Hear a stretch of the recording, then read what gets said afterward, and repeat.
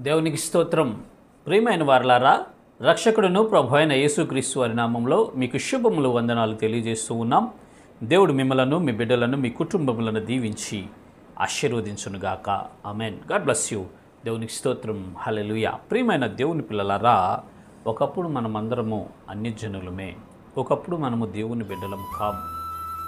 దేవుడు సృష్టించినప్పుడు మనుష్యుణ్ణి తన పోలికలో తన స్వరూపమందు సృష్టించాడు.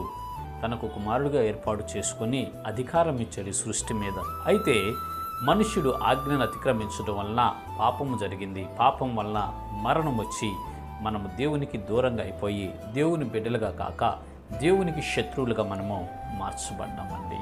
అయితే మనము దేవుని యొక్క కరుణ ద్వారా, ఆయన యొక్క బలియాగం ద్వారా, యేసుక్రీస్తు ప్రభువారి రక్త తర్పణ ద్వారా మరలా మనము దేవునితో సమాధాన స్థితి పొంది దేవునికి బిడ్డలుగా మార్చబడ్డాము, దేవుని కుమారులుగా మనము ముద్రించబడ్డాము అని పరిశుద్ధ లేఖనాలు సెలవిస్తున్నాయి. చూద్దాము లేఖన భాగము. రోమేలుకు రాసినటువంటి పత్రిక 9వ అధ్యాయము 26వ వచనంలో ఈ రీతిగా రాయబడి ఉంటుంది. చివరి లైన్ మనము చూస్తే, జీవం గల దేవుని కుమారులని వారికి పేరు పెట్టబడును. దేవునికి స్తోత్రం. హల్లెలూయా. ప్రియమైన దేవుని పిల్లలారా, అంతకుముందు మనము దేవుని కుమారులము కాదు. అంతకుముందు మనము మన దురాశల చేత, మన పాపముల చేత, మన అపరాధముల చేత మనము చచ్చిన వారిమై ఉండి నరక ప్రాయులుగా మనమున్నాము. సైతానికి బిడ్డలుగా ఉన్నాం, అపవాదికి కుమారులుగా ఉన్నాం. ఎప్పుడైతే యేసుక్రీస్తు వారిని మనము విశ్వసించామో, యేసయ్య రక్తము ద్వారా మన పాపములను, మన అవిధేయతలను, మన అతిక్రమాలు, దోషములన్నిటిని విడుదల పొంది, పాప క్షమాపణ పొంది, మారు మనసు పొంది బాప్తిస్మం తీసుకున్నామో, నూతనంగా మనము జన్మించామో, అప్పటి నుంచి మనము దేవుని కుమారులమండి. మునుపు మనము దేవుని కుమారులం కాదు అని లోకస్తులే చెప్తున్నారు. కానీ ఇప్పుడైతే అదే వ్యక్తులు అదే ప్రదేశంలో దేవుని బిడ్డలు వీరని మన గురించి సాక్ష్యం ఇస్తారు. ఇటు మనుషులు సాక్ష్యం ఇస్తారు, ఇటు దేవదూతలు కూడా సాక్ష్యం ఇస్తాయండి. ఎందుకంటే మనము యేసు రక్తము చేత కడగబడ్డాం.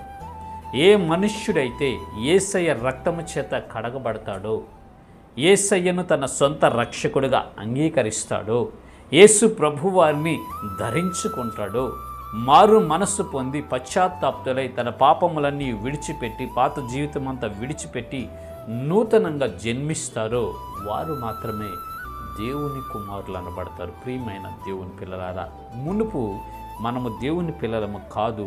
ఆయన కృప ద్వారా, ఆయన బలియాగం ద్వారా ఇప్పుడు మనము దేవుని కుమారులుగా మార్చబడ్డాం. దీనిని బట్టి మనము సంతోషించి ఆనందించుదాం.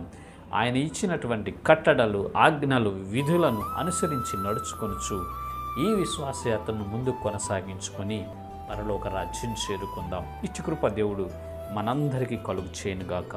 ఆమెన్. God bless you. దేవునికి స్తోత్రం. హల్లెలూయా. Praise the lord.